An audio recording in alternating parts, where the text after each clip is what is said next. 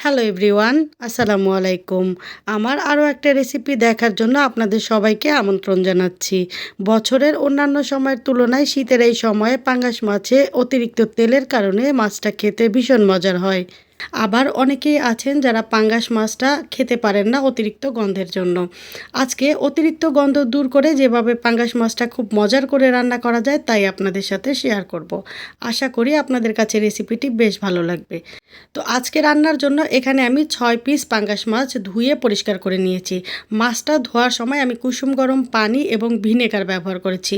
এতে মাছে অতিরিক্ত গন্ধ কিছুটা হলেও কমবে। আর মাছটা একটু মোটা মোটা করে কেটেছি, এতে করে মাছটা ভাজার সময় ভাঙবে না। পাঙ্গাস মাছ একটু নরম হওয়ার কারণে এটা কিন্তু ভাজার সময় ভেঙে যায়। এখন ১ চা চামচ দিচ্ছি লবণ, ১ চা চামচ দিচ্ছি মরিচের গুঁড়া আর ১ চা চামচ দিচ্ছি হলুদের গুঁড়া মাছটা ভালোভাবে মেরিনেট করার জন্য। আর মেরিনেট করার সময়ে আমি ১ টুকরো লেবু চিপে এর রস দিয়ে দিব। এখানে ১ টেবিল চামচের মতো লেবুর রস আছে। লেবুর রস দিয়ে মাছটা মেরিনেট করলে মাছের গন্ধ অনেকটাই দূর হয়ে যায়। তো এখন আমি মাছটাকে খুব ভালোভাবে মেরিনেট করে নিব। যে কোনো মাছ রান্নার ক্ষেত্রে মেরিনেট করে আমি ১০ মিনিটের জন্য রেস্টে রাখি। এতে করে মাছটা খেতে বেশ সুস্বাদু হয়। তো এটাও এখন আমি ১০ মিনিট রেস্টে রেখে তারপরে চলে যাব চুলায়। চুলায় একটা কড়াইতে আমি দিচ্ছি সাদা তেল। এখানে তেলের পরিমাণটা একটু কম করে দিব। পাঙ্গাস মাছে অনেকটাই তেল থাকে, তাই অতিরিক্ত তেল রান্নাতে ব্যবহার না করাই ভালো। তেল খুব ভালোভাবে গরম হয়ে গেলে এখানে মেরিনেট করা মাছের টুকরোগুলো দিয়ে দিচ্ছি। আমি সবগুলো মাছের টুকরো একবারেই ভেজে নিব। আপনারা চাইলে ২ ব্যাচ করেও ভেজে নিতে পারেন। চুলার আঁচ মিডিয়াম ফ্লেমে রেখে মাছগুলো আমি ভেজে নিব।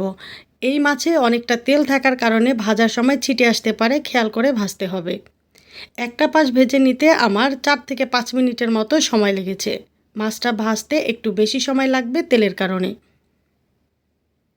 উল্টে পাল্টে মাছগুলো ভেজে নিতে আমার ৯ থেকে ১০ মিনিট সময় লেগেছে।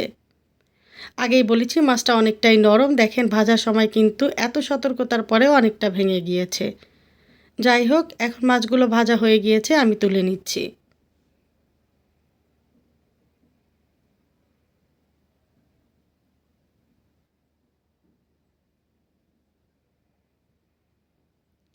সবগুলো মাছ তুলে নেওয়ার পরে কড়াইতে যে তেলটা আছে সেই তেলের মধ্যেই দিয়ে দেব ৩টা পেঁয়াজ কুচি। আমি অতিরিক্ত তেল ব্যবহার করছি না, কেউ চাইলে এখানে অতিরিক্ত তেল অ্যাড করে দিতে পারেন। পেঁয়াজটা আমি নরম করে ভেজে নিব। পেঁয়াজ ভাজা হয়ে গেলে দিয়ে দিচ্ছি অল্প পানি, এতে পরবর্তীতে যে গুঁড়া মশলাগুলো ব্যবহার করব সেগুলো পুড়ে যাবে না।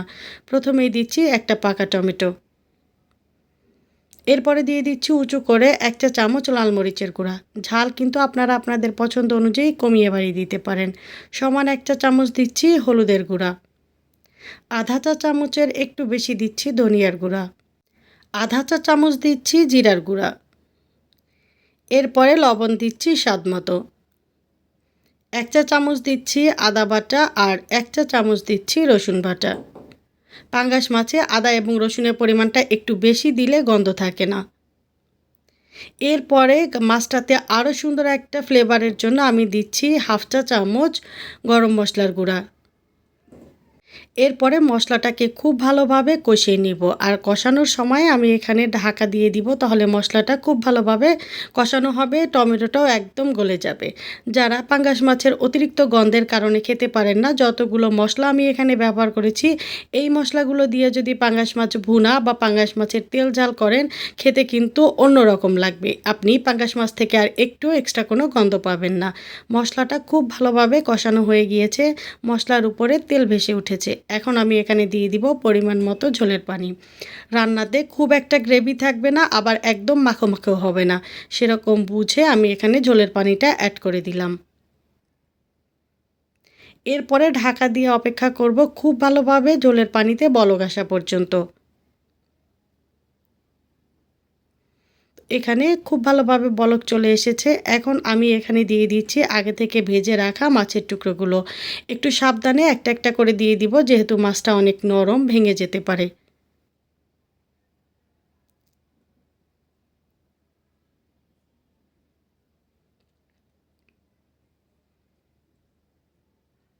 মাছগুলো দেওয়া হয়ে গেলে হালকা হাতে একটু নেড়ে চেড়ে নিব, তারপরে ঢাকা দিয়ে দিব আর অপেক্ষা করব গ্রেভিটা পছন্দ মতো গাঢ় হয়ে আসা পর্যন্ত। চুলার আঁচ অবশ্যই মিডিয়াম ফ্লেমে থাকবে।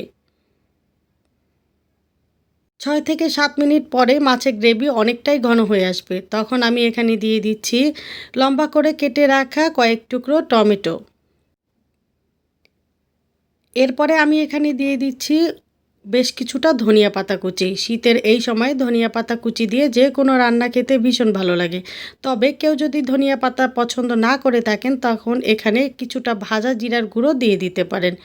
ঢাকা দিয়ে অপেক্ষা করব আরও ২ মিনিট।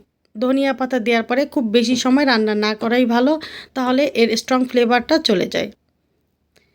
এরপরে আমি চুলাটা অফ করে দিচ্ছি। আমার রান্নাটা কিন্তু একদমই কমপ্লিট। তো ভিউয়ার্স, খুব সহজভাবে আপনাদের সাথে পাঙ্গাস মাছের রেসিপিটি শেয়ার করার চেষ্টা করেছি। আশা করছি সবার ভালো লাগবে। ভালো লাগলে বাসায় অবশ্যই ট্রাই করবেন। আর লাইক, কমেন্ট, শেয়ার এবং সাবস্ক্রাইব করে পাশে থাকা বেল আইকনের অল অপশনটি সেট করে রাখার অনুরোধ রইল। দেখা হবে অন্য রেসিপিতে। ততক্ষণ পর্যন্ত ভালো থাকবেন। আল্লাহ হাফেজ।